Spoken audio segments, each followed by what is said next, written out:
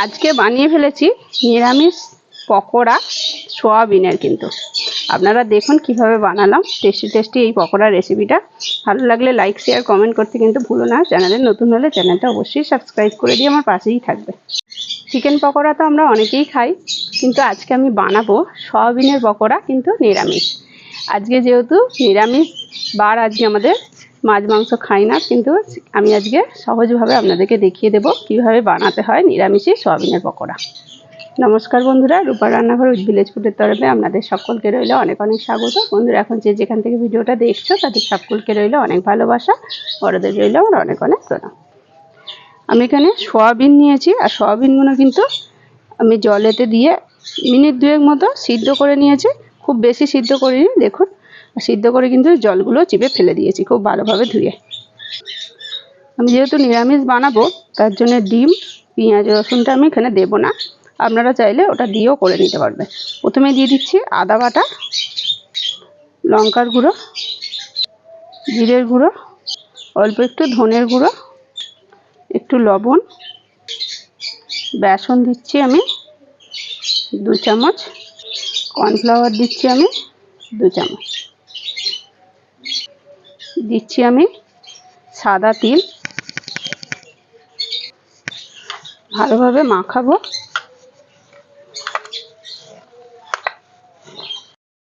অল্প একটুখানি লেবুর রসও কিন্তু দিয়ে দেবো। এখানে দিচ্ছি আমি একদম অল্প পরিমাণে খাবার সোডা আর অল্প একটু বেকিং সোডা। আমি সামান্য একটু জল দিয়ে মেখেছি। আপনারা চাইলে কিন্তু এখানে যেহেতু ডিম দেব, তখন কিন্তু আর জলটা লাগবে না। আপনারা ওই ডিমের এতেই কিন্তু হয়ে যাবে। যদি আপনারা ডিম দিয়ে বানান, যেভাবে নিরামিষে বানান, তাহলে কিন্তু একটুখানি সামান্য একটু যদি জল লাগে দিতে পারবেন।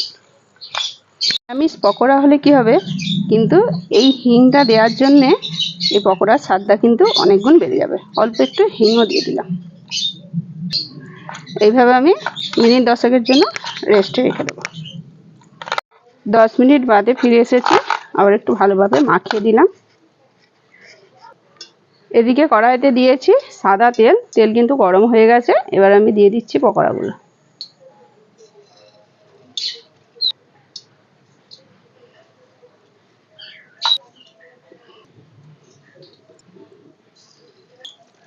সব পকোড়াগুলো কিন্তু দিয়ে দিয়েছি।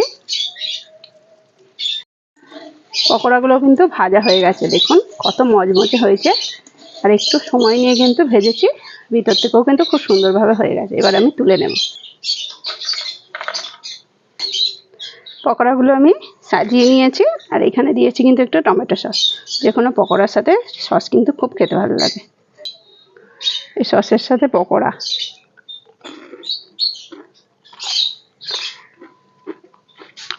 প্রচণ্ড গরম আছে, খুবই টেস্টি হয়েছে, একদম মজমজে হয়েছে। আপনারা বানান, এইভাবেও কিন্তু খুব ভালো লাগে।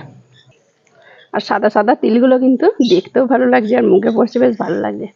আজকের মতো এই পর্যন্তই বন্ধুরা। আবার অন্য কোনো দিন নতুন একটা ভিডিও নিয়ে হাজির হবো আপনাদের কাছে। ততক্ষণের জন্য টাটা, নমস্কার।